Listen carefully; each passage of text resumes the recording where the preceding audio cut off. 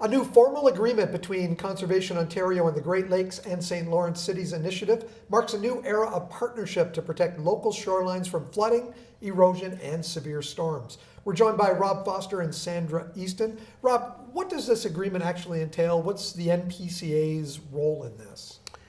Well, actually, the big part of this agreement is Conservation Ontario. And what's happening is they've signed an overall broad agreement with the group. The idea for the NPCA is because we have two Great Lakes that we're dealing with, we seem to be right in the quote unquote the middle of this, if you want to put it that way. The NPCA looks like we're going to be one of the lead agencies that are going to be working in and around a lot of the initiatives that are going on. Sandra, you are the chair of is it the Commission on Coastal Resilience? Yes. What is the role of that commission? That initially the role was really to start to set the theoretical framework for how we would address issues of coastal resilience. And now we're moving into the implementation phase where we're starting to hear from municipalities about different projects that relate very realistically to their risks. And then we have to find funding to carry out the work that needs to be done. A lot of this is really about looking ahead and seeing what climate change is going to do, what kind of problems it's going to create on the coastlines, and being ready for it. Am I correct? It is, but it also, the Great Lakes Cities Initiative deals with issues around pollution, and it also deals with invasive species. And so there's quite an agenda that has to be balanced. And the marine economy is a big part of this. Rob, does this agreement mean that we're more likely to get some funding for some NPCA projects? Yes, I believe that will be coming down the road. We have to make the case to the other levels of government and to the various organizations that come into play. But, the NPCA has a really good track record of working on shoreline erosion projects, on in and around the invasive species that are coming into play. I had the pleasure of talking to Trout Unlimited 2 mornings ago. And the reality is that we're partnering with organizations such as that, working on making sure that our cold water streams and those types of things are in place. So this is all a big package when it's all said and done. And yes, we're looking at all funding opportunities that we have an opportunity to go into. Sandra, the two Great Lakes we're talking about here, Lake Ontario, Lake Erie, they also have American counterparts. Are they involved in this? Yes, because the commission actually has two arms. Mayor McNamara, Gary McNamara of Tecumseh, he and I'm the chair, he's the vice chair. That's the Canadian arm, and then we have counterparts in the U.S. And so the goals and objectives, as they're developed, and the implementation plans are done from both the American and the Canadian perspective.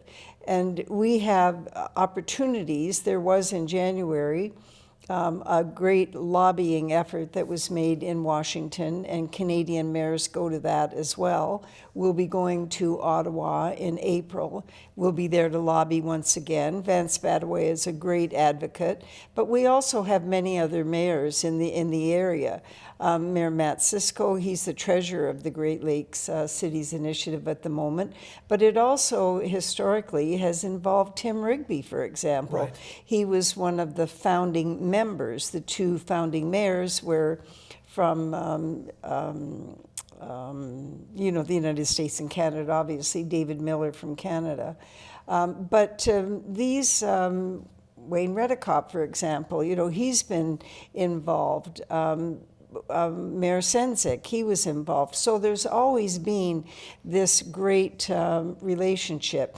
Mayor Bill Steele is involved now because the whole marine economy piece and how we're going to work that out. High water levels, issues with coastal resilience, but we have to keep those ships moving. That's going to be very important to us in the future. Such a big part of our economy. It is, and tourism as well as just moving things in a much more efficient manner. Rob, when we're looking at the NPCA's role, I understand the United States doesn't have conservation authorities. No, it's very much different here in Canada than it is in the U.S. and even the levels of government that get involved with it are somewhat different. You end up with state governments that are taking on a strong role, but it's the federal government where the main funding that comes into play. They don't have such a thing as conservation authorities, and I had an opportunity to speak to the International Joint Commission back about a year and a half ago, and they were just amazed. It's like we talked about the programs that we do, things in and around shoreline erosions, things in and around all of these things that we kind of take for granted that are being done by our conservation authorities, and they were actually just amazed. So, but this is a very typical thing, and I think Sandra and I will both agree, this kind of shows that, you know, shared services and working together on projects, this is really critically important. I mean, you know, we understand that we have to be more efficient.